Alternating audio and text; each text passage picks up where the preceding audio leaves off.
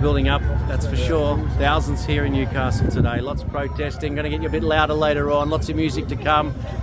The traffic is getting involved. The people are getting excited. It's a terrific day for it. Lots more media about. NBN News here to report what's going on as well. So it's a big deal. They're taking us seriously all of a sudden, and we're 6 months away from a federal election, the most important federal election in the history of Australia, coming up in 2022, and the people have finally said that they're going to take part in it all.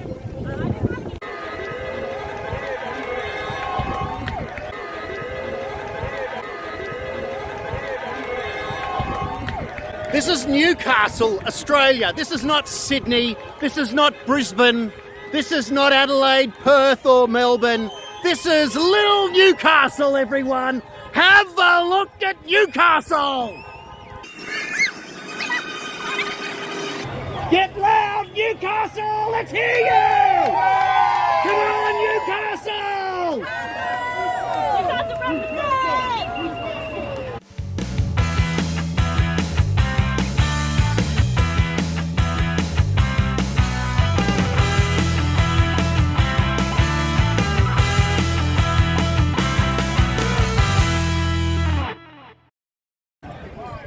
Here we are out in Newcastle, everyone. People everywhere. They're motivated, they're excited, they're getting out their families, children, grandparents, all alike fighting for one thing that counts, and that is our freedom, their freedom, your freedom. And that's why we're here today. Come on, Newcastle! Let's hear it, Newcastle! Freedom!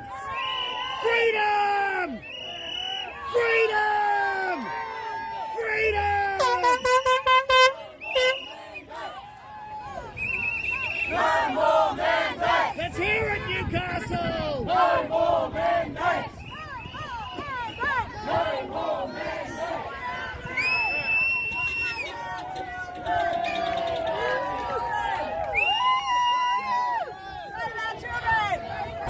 The crowds, they keep coming, guys. They keep coming. We're out here in the thousands today in Newcastle. Just have a look at this. This isn't Sydney. This isn't Melbourne, this isn't Adelaide, this isn't Perth, this isn't Brisbane, it's Newcastle! Newcastle! Ladies and gentlemen, there is one more speaker. You may know him from the Telegram site, A Million Mums for Informed Consent. He's also the host of the very popular World Series News. He's going to speak to you today about some things.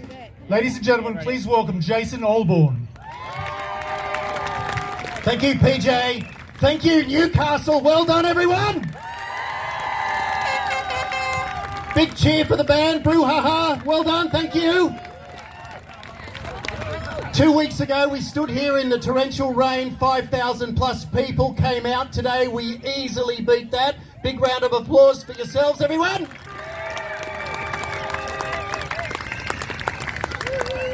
Just today, we found out that in Japan, they're putting warnings on the vaccine. Myocarditis. We've learnt that 50 cases a week are appearing just in Wyong Hospital alone. Myocarditis primarily affects young males under the age of 25. When I wrote to the Myocarditis Foundation to ask them their thoughts, they said the average patient needs 3 to 6 months of bed rest where their heart rate can't get above resting state. Who here thinks a 15-year-old boy can sit still for 6 months? Anyone? But somehow they tell us that it's better to get the vaccine and get myocarditis than it is to get COVID. So let's look at the numbers. 66,000 Australians 19 years and under have already caught COVID in Australia. According to the official statistics, we've lost 3 children to the virus, but all 3 of them presented with severe comorbidities to the hospitals. Sadly, 1 had meningitis and 2 had cancer, and that's what took them. But the health officials decided to make that was going to be a statistic on COVID. So technically, if you're healthy in Australia and you're 19 or under, you don't die from this virus. But apparently it's okay to take the vaccine.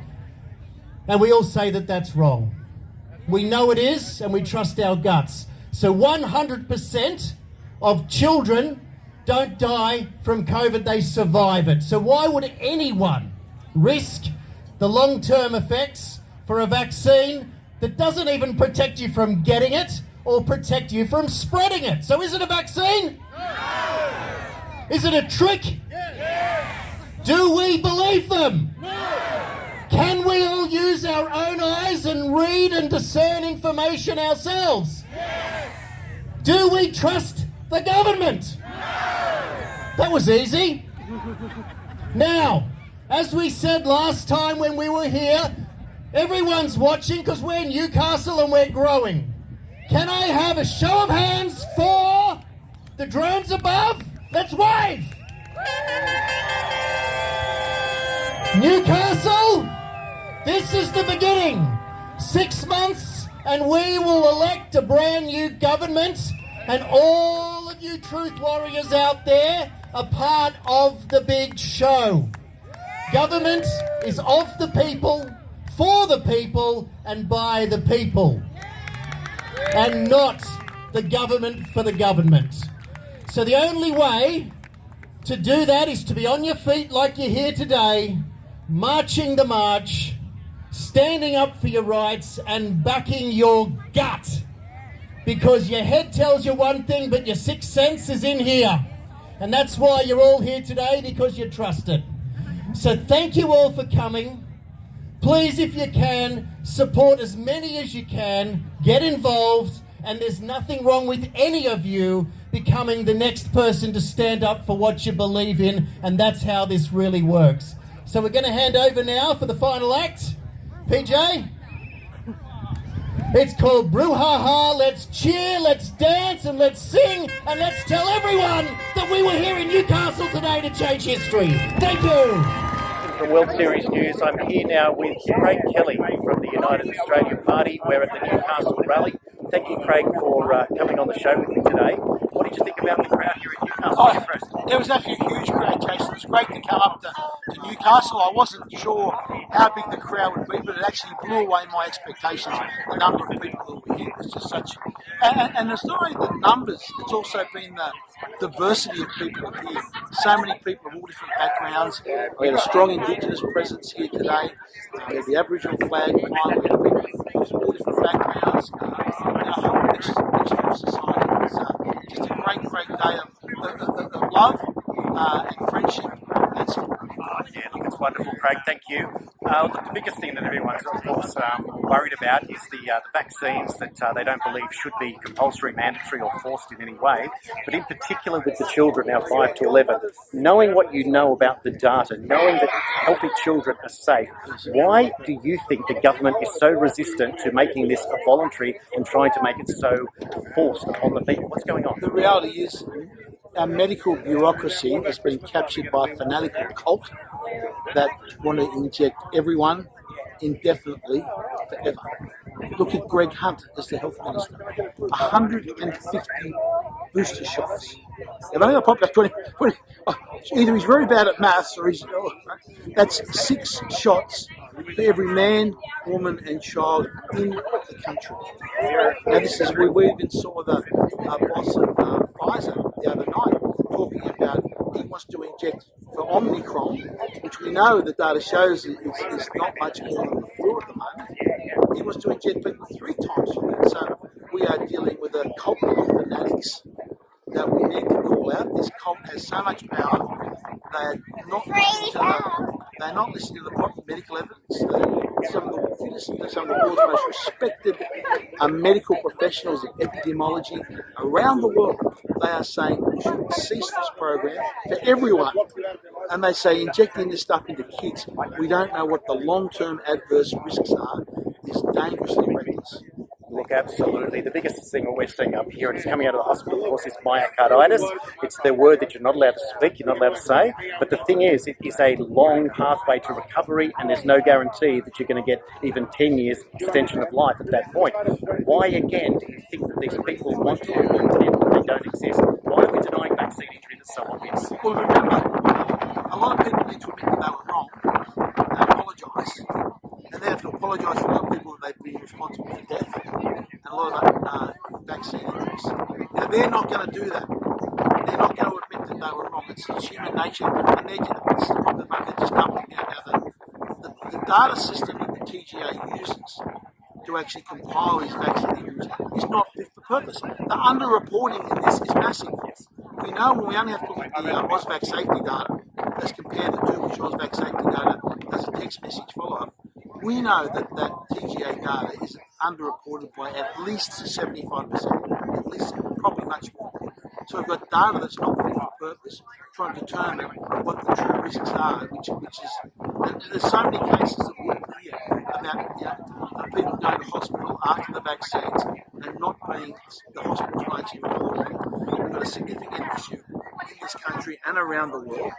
If you listen to people like experts such as Dr. McCullough, he's calling for these vaccination rollouts to stop today. And we surely shouldn't be talking if the young kids have such low risk. Look, exactly what we've been following the same way in the research that we're doing. Thanks, Craig. The last question I've got for you, if I could just quickly bring it up. A lot of people are concerned with all the posturing around the world, both with China and Russia, China and Taiwan, Russia approaching with Ukraine, and Australia doing these crazy deals with AUKUS. We've yet to build a submarine, and yet all of a sudden we're becoming a submarine manufacturer.